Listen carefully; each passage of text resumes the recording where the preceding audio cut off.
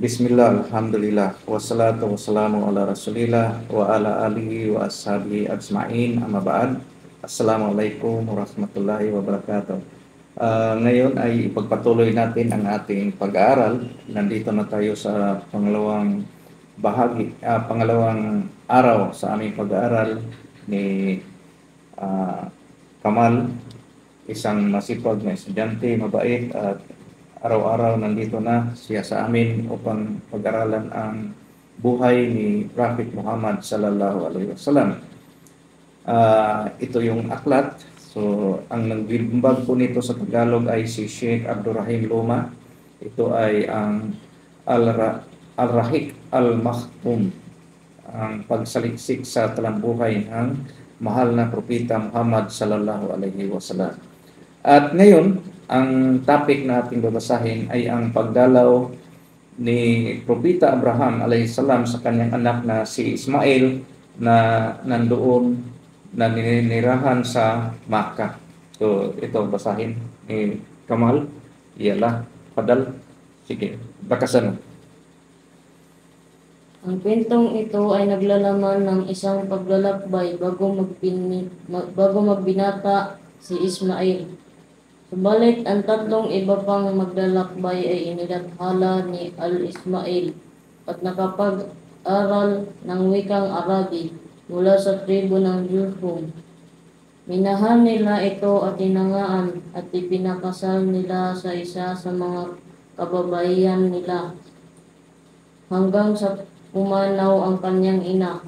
Sa pagnanais na makitang muli ni Abraham ang kanyang mag-ina ay dinalam niya ito matapos na ito ay makapag-asawa. Subalit hindi niya inabutan si Ismail, kaya't tinanong niya ang asawa nito tungkol sa kanya at sa kanilang kalagayan, at ito ay nagrereklamo dahil sa kahirapan ng pamumuhay, kaya't hinabilinan niya ang babaeng iyon na sabihin kay Ismail na palitan ang hagdanan ng kanilang hiwalayan. Ang Bahay. Palitan ang hagdanan ng tahanan. Naunawaan ni Ismail ang nais ipahiwatig ng kanyang ama na hiwalayan ang babaeng iyon. At ganoon nga ang kanyang ginawa at nag-asawa siya muli ng ibang babae. Okay, dyan muna. Okay, so yun po ang aral, mga kapatid, sa pananampalatayang Islam. Pag ang isang babae, asawa, na nakapag-asawa ng hindi mayaman at siya ay malikramo, ay hinihiwalayan. Yun ang ginawa ni Propeta Abraham, yun ang suggestion or utos ni Prophet Abraham alayhisalam sa kanyang anak na si Ismail, dahil naabutan niya sa kanyang bahay na dahil wala doon si Ismail, tinanong niya ang asawa ni Ismail kung ano ang kalagayan nila sa buhay. So laging naglilikramo. Okay, so tandaan natin na huwag nating ilikramo kanino man ang kahirapan ng ating buhay. Okay, so ipatuloy. Iyon ay babaeng anak ni Mudad bin Amad, pinuno ng tribo ng Jurhum at kanilang leader. Sa isa pang pagkakataon ay bumalik si Abraham sa Makkah matapos ang pangalawang pagpapakasal na iyon. Subalit hindi niya naabutan si Ismail, kaya't nagbalik siya sa Palestine matapos niyang tunungin ang tungkol sa kanyang anak si Ismail at ang kanilang kalagayan. Ang pangalawang asawa na ito ni Ismail ay nagpuri at nagpapasalamat kay Allah, kaya't ihinabilin ni Abraham na kapag bumalik ito ay panatilihin niya ang hagdan ng kanilang bahay. Okay, so nakita nyo mga kapatid sa pananampalatayang Islam, ang pangalawang asawa ni Propeta Ismail alayhisalam ay anak pala ni sa pinuno ng Jurhum, yung tribong Jurhum, yung pinuno nila. At ang babaeng ito ay laging nagpupuri kay Allah Subhanahu wa Ta'ala, hindi malikramo. So, ito ay isang aral. May mga asawa kasi na pag maliit yung income ng kanilang asawa ay naglilikramo, nagdadabog, hindi na makausap ng maayos at hindi tumutulong pa sa buhay. Okay? So, Padal, pagpatuloy mo, Kamal. Sa pangatlong pagkakataon ay dumalaw siya sa Makkah. Doon ay nakatagpo niya si Ismail habang ito ay naghahasa ng palaso sa ilalim ng isang puno na maraming sanga na malapit sa tubig ng Zamzam. Nang makita niya ito ay mabilis siyang tumayo at ipinadama ang tungkulin ng ama sa kanyang anak at ng anak sa kanyang ama. Ang kanilang muling pagkikita ay pagkatapos ng mahabang panahon, kaya't naging masyadong madamdamin ang kanilang pagtatagpo para sa isang ama na masyadong mabait at para naman sa isang anak na magalang at nasunurin sa kanyang ama. Sa pagkakataong ito ay kanilang itinayo ang Kaaba. Itinaas nila ang mga pundasyon nito. Nanawagan si Abraham sa mga tao na mas magsagawa ng Hajj ayon sa pagkakautos na sa kanya ni Allah. Binayayaan ni Allah si Ismail ng 12 anak na lalaki mula sa asawa niya na anak ni Mudan. At ang mga yaon ay sila Nabit, Kedar, Adbil, Mibsam, Mishma, Duma, Misha, Hudud, Yatma, Yaton, Natis, at Maka. Ang kanilang pangunahing hanap buhay ay pangangalakal mula sa bansang Yemen, sa sinaunang Syria, Ehipto, at kumalat ang mga tribong ito sa buong kapuluan ng Arabia. Sa halip at maging sa labas nito, sa pagdaan ng panahon ay hindi na matukoy kung ano ang nangyari sa kanilang kalagayan, liban lamang sa mga naging anak ni Nabit at Kedar. Lumitaw ang sibilisasyon Anbat, mga naging anak ni Nabit sa hilaga ng Hijaz at nagtatag ng malakas na pamahalaan na nangibabaw sa iba pang mga kalapit na tribo at ginawa nila ang Pook na Petra bilang kapital na lungsod nila. Walang sinumang humamon sa kanilang pamamahala hanggang sa dumating ang mga Romano at pinabagsak ang kanilang kaharian. Pinanigan ang paham na si Sulaiman al-Nadwi at tapos ang masusing pag-aaral at pananaliksik na ang mga naging hari ng grupo ng Gasaan at ang mga Al-Ansar mula sa tribu ng Al-Aus at Al-Karaj ay hindi mula sa grupo ng Katan sa halip ay mula sa mga naging anak ni Nabit bin Ismail at ang kanilang mga naiwang labi sa relihiyon. Si Kedar bin Ismail naman at kanyang mga anak ay nananatili sa Makkah. Henerasyon pagkatapos ng henerasyon hanggang sa lumabas mula dito si Adnan at ang kanyang anak na si Ma'ad at mula kanya kinikilala ng mga Arabing Adnanya. Nagmula ang kanilang lahi si Adnan ang pang-21 sa tinikilala ng mga ninuno na pinagmulan na lipi ng propeta at sinasabing siya noon kapag nagsalita niya tungkol sa kanyang pinagmulang mga ninuno, at kapag umabot kay Adnan ay huminto na at nagsabing sinungaling ang mga nalubhasa sa pag-aaral na pinagmulan ng lahi ng tao. Huwag nilang lalagpasan siya, Adnan.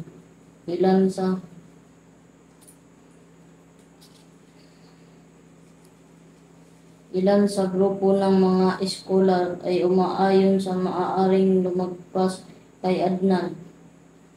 Ang lahing pinagmulan ng propeta, itinuring nila ang nabanggit na hadith ay hindi maituturing na tama, at sinabi nilang sa pagitan ni Adnan at ni Abraham ay 40 kaama-amahan kaama-amahan, at ito ay sa pamamagitan ng masusing pag-aaral at pananaliksik.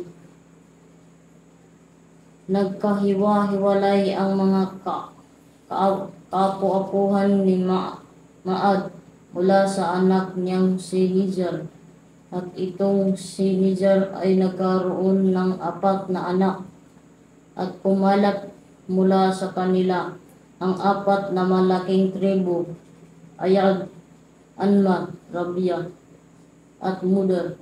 Itong 2 uling tribo na ito sa kanila dumami at lumawak ang napakaraming tribo. At mula kay Rabia, Asad bin Rabia, Anaza, Abdul Qais, at 2 anak na si Wail Bakar at Taglib at Hanipa, at iba pa. Maganap ang mga tribo ng Mudar sa 2 malalaking tribo, Qais, Ailan bin Mudar, at ang mga tribo ni Ilyas bin Mudar. Mula kay Qais, Ailan, Banu Sulaim, Banu Hawazin, Banu Katafan. At mula kay Katafan, Abbas, at Dubyan, Aisja, Tani bin Asud. Mula kay Ilyas bin Mudar, Tamim bin Mura, Hudhail bin Mudrika, Banu Asad bin Kujma, at mga tribo ng Kinana bin Huzaima. At mula kay Kinana ang tribo ng Quraysh, at sila ay mga anak kay bin Malik bin An-Nadar bin Kinana. At nahati ang Quraysh sa napakaraming tribo, at ang pinakapopular dito, Juma, Saim, Aidi, Makjum, Taim, Jakhra, at ang mga tribo ni Qusay bin Kilab, at ito ay si Abdul Dar bin Qusay, Asad bin Abdul Uzza bin Qusay, at Abdul Manaf bin Qusay. At kay Abdul Manaf ay may 4 na hati ng mga tribo, Abdu Shams, Nawal, Al-Muttalib, Hashim. Sa tahanan ni Hashim, pinili ni Allah ang ating propeta na si Muhammad bin Abdullah bin Abdul Muttalib bin Hashim. Sinabi ni Propeta Muhammad, tunay na pinili ni Allah si Ismail mula sa mga anak ni Abraham, at pinili mula sa mga anak ni Ismail ang kinana, at pinili mula sa kinana ang sambahayan ng Quraysh, at pinili mula sa Quraysh ang sambayanan ni Hashim, at pinili ako mula sa sambayanan ni Hashim. At si Al-Abbas bin Abdul Muttalib ay nagsabi, ayon sa sugo ni Allah, tunay na si Allah ay nilikha ang mga nilikha, at inilagay niya akong pinakamabuti sa kanila. Pagkatapos ay pinili niya ang mga tribo, at inilagay ako sa pinakamagandang tribo. Pagkatapos ay pinili niya ang mga tahanan, at inilagay niya ako sa pinakamabuting tahanan. At ako ang pinakamabuti sa kanila sa katauhan, at pinakamabuti sa kanila sa tahanan. Atang dumami ang mga anak ni Adnan, lumaganap sila sa lahat ng dako sa mga bansang Arabia. Kanilang tinuntun ang mga patak ng ulan, puok na tinutubuan ng mga halaman. Lumikas si Abdul Qais kasama ng ilan sa mga tribo ni Bakir bin Wail at ilan sa mga tribo ng Tamim patungo ng Bahrain. At doon na nananatili at lumikas naman ang Banu Hanifa bin Sab bin Ali bin Bakar patungong Yamama sa Khazar. Ang punong lungsod ng Yamama at nanatili ang iba pang tribo ng Bakar bin Wail sa mga lupain ng Yamama, Bahrain, sa dalampasigan ng Kadhima at sa mga hangganan ng Iraq, Abla at Haid. Nananatili naman ang mga tribo ng Taglib sa mga pulo ng Euphrates at ang iba naman sa kanila ay naninirahan kasama ng mga tribo ng Bakar. Ang Banu Tamim naman ay naninirahan sa mga disyerto ng Basra. Naninirahan naman ang Banu Sulaim sa mga pook na malapit sa Madina mula sa lambak ng Al-Qura hanggang sa Khaybar, hanggang sa silangang bahagi ng Al-Madina, hanggang sa hangganan ng Al-Jablain, hanggang sa katapusan ng Harap. Naninirahan naman ang tribo ng Takip sa Taif at ang tribo ng Hawazin sa silangang panig ng Makkah, malapit sa Autas, at ito ang nadaanan mula sa Makkah patungong Basra. At naninirahan ang Banu Asad sa silangang bahagi ng Taima at sa kanlurang bahagi ng Kufa. Naninirahan naman sa pagitan nila at ng Taima. Okay. So, hanggang dito na lang muna. So, dito ang huli ay at nirahan ang Banu Asad sa silangang bahagi ng Taima at sa kanlurang bahagi ng Kufa.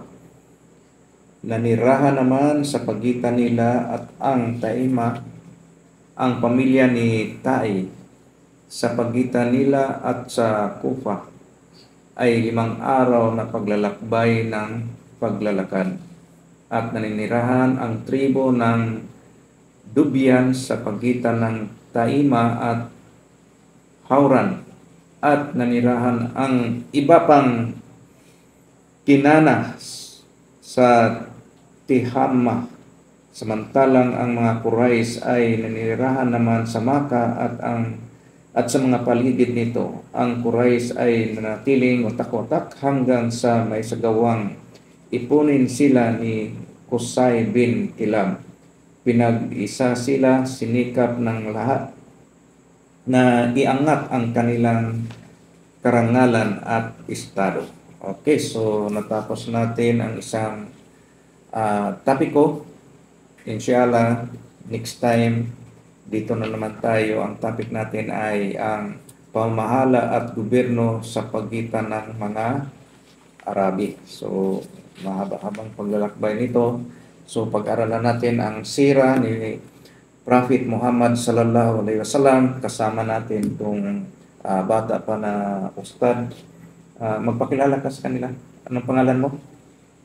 Assalamualaikum. Ang pangalan ko po ay si Kamal Abdullah Sultan. Masya Allah. Okay. Assalamualaikum.